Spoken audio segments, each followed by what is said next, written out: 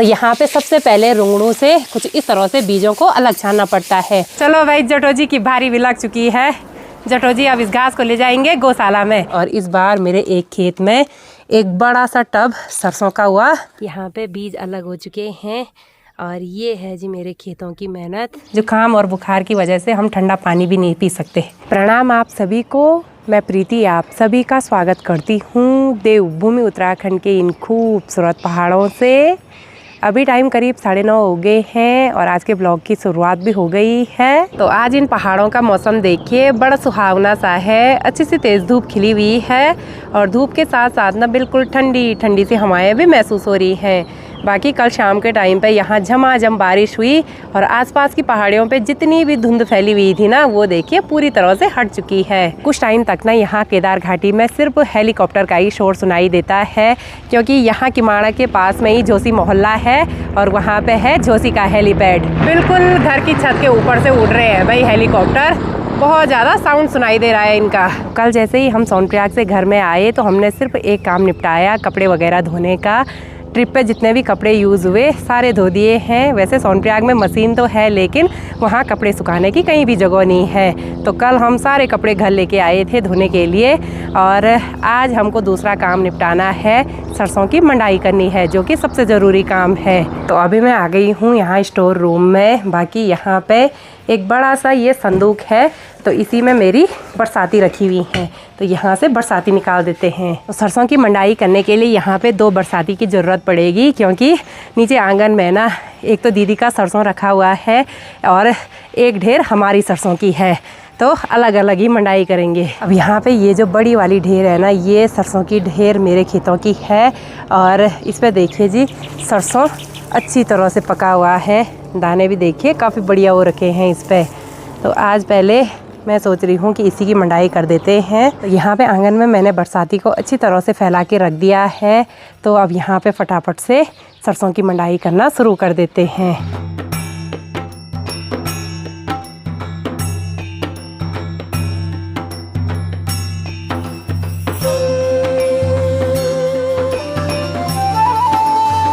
तो जैसे जैसे मैं सरसों की मंडाई कर रही हूँ तो वैसे वैसे जो घास बच रही है उसकी हम ऐसे गडरी बना रहे हैं।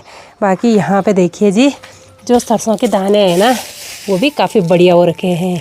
ये देखिए, इस बार वैसे भी सरसों मेरे खेत में काफ़ी बढ़िया हुआ। और यहाँ पे ये जो सरसों की फलियों के कवर है ना, तो इसको हमारे यहाँ पनाल बोलते हैं।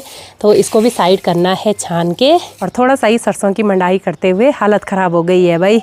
वैसे ही जुकाम बुखार है और वैसे ही ऐसी धूप में सरसों की मंडाई करने पे लगे रहेंगे तो थोड़ा बहुत हालत ख़राब तो हो ही रही है। तो सरसों की मंडाई करने के बाद धीरे धीरे देखिए भाई यहाँ पे सरसों की ढेर भी ख़त्म होती जा रही है और इतना सरसों की मंडाई हमने यहाँ पे कर दी है। और ये देखिए जी, जो मैंने काफ़ी पहले निकाला होगा खेतों से सरसों, वो देखिए कुछ इस तरह से सड़ चुका है। वैसे इसकी मंडाई करने के लिए काफ़ी अच्छा होता है, बीज भी काफ़ी बढ़िया है इस पर। तो अभी ये इतना है, फिर उसके बाद वो वाला सरसों है, फिर यहाँ पे दीदी का सरसों की मंडाई करेंगे। तो आज यहाँ पूरे आंगन में देखिए जी सिर्फ सरसों ही सरसों फैला हुआ है चारों तरफ। अभी धूप काफ़ी तेज़ हो गई है तो हमने एक ब्रेक ले लिया है और थोड़ी देर पहले दीदी भी आ गई थी घरिया की मंडाई करने के लिए। वैसे तो धूप में ऐसा होता है कि ठंडा ठंडा पानी पिए, लेकिन जुकाम और बुखार की वजह से हम ठंडा पानी भी नहीं पी सकते। क्या करें, स्वस्थ रहना है तो गर्म केटल साथ में है। केटल साथ में है तो केटल पे भी गर्म पानी कर दिया है हमने।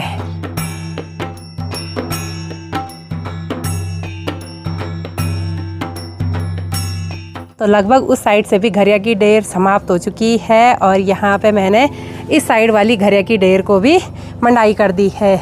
यहाँ पे देखिए, अभी यहाँ पे हमको इतना छानना है और घरिया को छानने के लिए हमको रुंगड़ू और मटियाणु की ज़रूरत पड़ेगी। तो वो रखे हैं सीधे ऊपर स्टोर रूम में, तो चलते हैं उनको लेने के लिए। तो स्टोर रूम में यहाँ पे रखे हुए हैं रुंगड़ू और मटियाणु साथ में। तो आज इन्हीं दोनों का काम है। अब जो रुंगड़ू है वो तो रिंगाल से बना हुआ है और जो मटियाणु है वो टिन से बना हुआ है। तो घरिया की मंडाई करने के बाद अभी हमने बरसाती में घरिया को कुछ इस तरह से फैला के रख दिया है और ऊपर ऊपर का ये जो पनाल है ना, अब इसको कट्टे में उठा देंगे। बाकी इसके अंदर हैं सरसों के दाने, ये देखिए जी यहाँ पे। और हाथों की हालत देखिए भाई, बिल्कुल ख़राब हो चुकी है। यहाँ पे अभी जटो जी आ गए हैं घास को ले जाने के लिए। अभी यहाँ पे भारी लगा देंगे। जटो जी को बधाई हो। धन्यवाद। हाँ ठीक है, बहू और नाती। हाँ चलो कोई नहीं। चलो भाई, जटो जी की भारी भी लग चुकी है। जटो जी अब इस घास को ले जाएंगे गौशाला में। और अभी यहाँ पे दूसरी साइड से दीदी जी भी आ गई है भारी लगाने के लिए। जिनकी गाय भैंस है वही घास ले जाते हैं भाई, हमने कहाँ रखनी है घास, क्यों दीदी?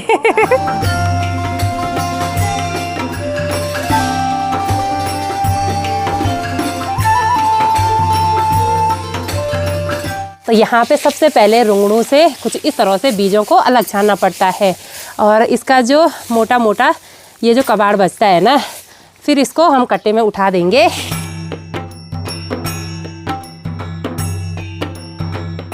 तो रुंगड़ों से बड़ा बड़ा छान के हमने जो पनलू है ना वो इन कट्टों में भर के रख दिया है।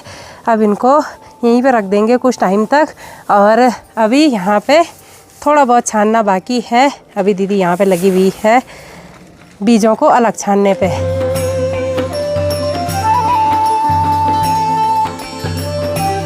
अभी टाइम करीब 2 बज चुके हैं। थोड़ी देर तक हमने सरसों को कुछ इस तरह से सुखाने के लिए रख दिया है। जब तक ये थोड़ा बहुत सूखता है तब तक हम लंच कर लेते हैं।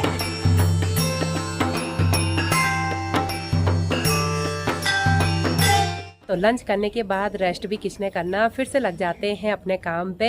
यहाँ पे जो दाने हमने अलग करे हैं ना, अभी भी उसमें काफ़ी सारा कबाड़ है, तो वो अलग छानना है हमको। सरसों के जो दाने हैं वो साफ अलग निकालने हैं। अब यहाँ साइड से भी अभी धूप चली गई है। और ये देखिए जी, सरसों को पूरी बरसाती ने कुछ इस तरह से ढक दिया है। यहाँ पे फटाफट से ये कबाड़ छान लेते हैं। 4 कट्टे तो ऑलरेडी यहाँ पे कबाड़ के हो चुके हैं। इसको हमारे यहाँ पनलू बोलते हैं और इसको भी हम वेस्ट जाने नहीं देंगे। ये भी गाय भैंसों के खाने के काम में आ जाता है।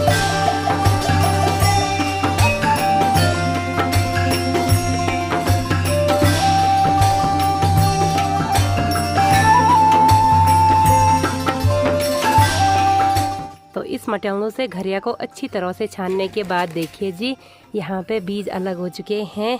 और ये है जी मेरे खेतों की मेहनत, बहुत बढ़िया। लगभग 1 कट्टा तो हो ही रखा होगा और दाने भी काफ़ी बढ़िया दिख रहे हैं।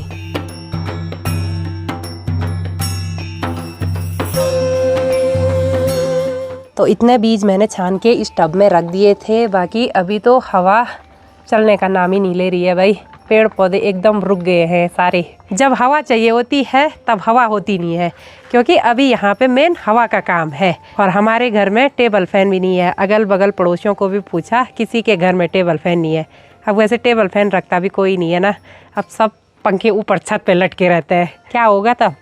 क्या होगा? कुछ नहीं होगा, अब आराम कर लेते हैं। हाँ, अपने लिए शाम के टाइम की गर्मा गर्म चाय बना देते हैं अब।